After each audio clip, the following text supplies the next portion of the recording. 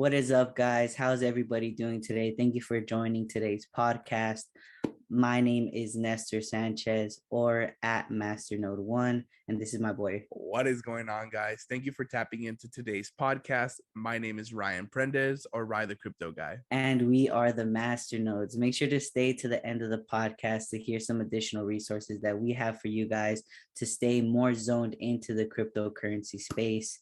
And now today's topic: how do stable coins work? Yes, but before we begin, we're going to talk to you guys about what stable coins are exactly. So stable coins are cryptocurrencies designed to hold a certain value relative to something else, typically a fiat currency such as the US dollar. Because stable coins are pegged to an expected and stable value, investors or traders often use them to stay in crypto markets while protecting themselves against market volatility. Now, you may be asking, how does one create something that stays the exact same? We're going to kind of go over that. So there are a couple different ways, but I'm going to talk about full reserve stable coins. Full reserve just means it's fully backed by reserves in another account. So there are two main types of full reserve stable coins. There are ones that are backed by fiat and ones that are backed by cryptocurrencies. Fiat collateralized stablecoins often maintain a reserve of a fiat currency or currencies such as the US dollar as collateral, assuring the stablecoin's value. Crypto collateralized stablecoins are backed by other cryptocurrencies, assuring collateral for these types of stablecoins as well. Okay, now we're going to talk about USDT. USDT is also known as Tether, and it is backed by the reserve in Tether's banks. So as long as Tether's reserves, all the assets that Tether holds in that bank are equal to or less than the Tether in circulation, then Tether is considered fully backed. And then there's also USDC. A lot of people like this one a bit more because it's fully backed by the US dollar or by dollar denominated assets such as US Treasury securities. In order to create a USDC, a US dollar needs to be deposited into those reserves. And if a US dollar is taken out of that reserve, then guess what? A USDC needs to be taken out of circulation or needs to be burned. Another type of full reserve cryptocurrency is the DAI token. DAI is created when people borrow against a locked up cryptocurrency in the Maker protocol. The Maker protocol is hard coded to ensure every DAI token in existence is collateralized by the proper amount of other cryptocurrencies. Another type of stablecoin that we're going to be talking about is the algorithmic stablecoins. Algorithmic stablecoins use an algorithm to maintain a stable value. They are completely uncollateralized, meaning their value is not backed by an external asset. Instead, they use algorithms that are optimized to incentivize market participant behavior and or to manipulate circulating supply so that any given coin's price should, in theory, stabilize around a peg. Yeah, emphasize in theory.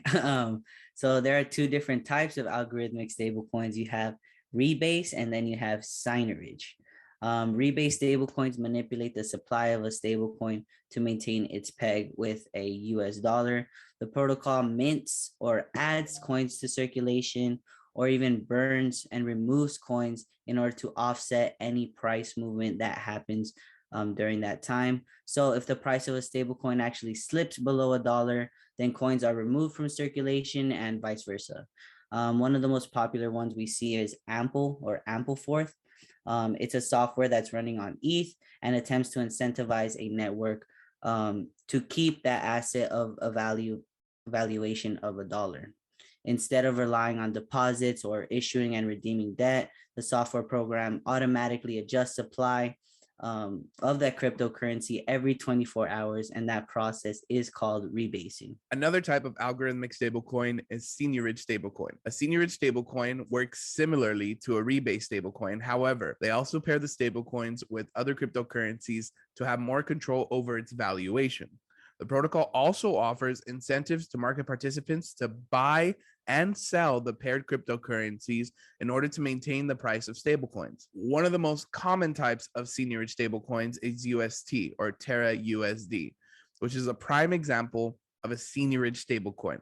It used Terra's native cryptocurrency Luna to maintain its valuation with USD. When it comes to UST, man, oh man, where do I start?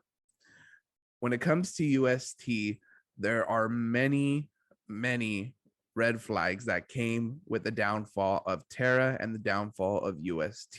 This is one of the reasons why seniorage stablecoins, or really any algorithmic stablecoin, is looked down upon and not preferred by a lot of people.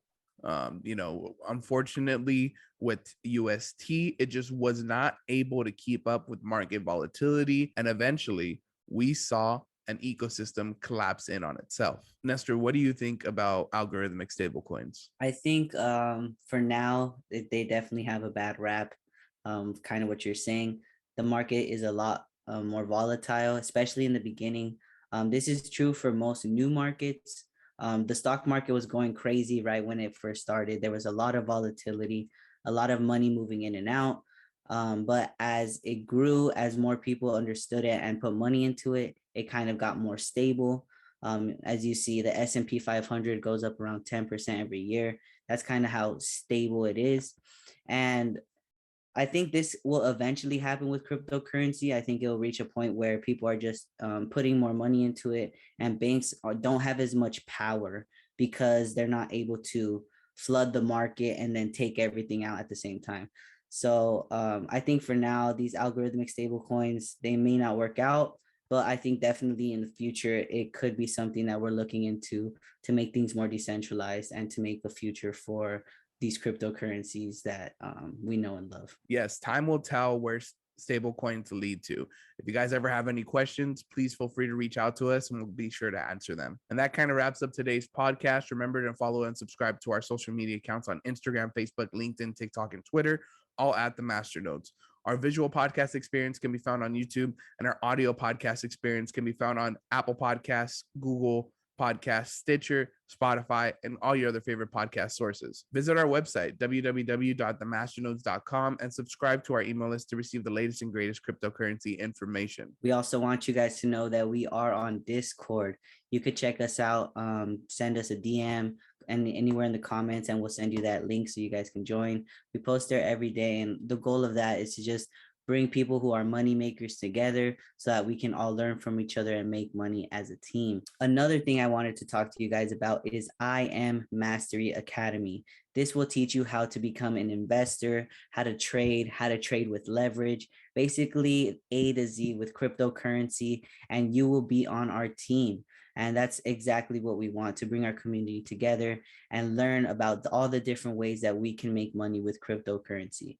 So if you guys are interested, as always, you can DM us and we'll get you started with that. And that is the end of the podcast. We appreciate your time and effort into this. As always, have a great day. Yes, thank you guys again for joining. Much appreciated, and bless up. Here at the Masternodes, we are not making any claims as to income you may earn. Before entering any agreement, please use caution and seek the advice of a professional advisor, such as attorney or financial advisor. Please ensure your own research is done before investing any money into the market.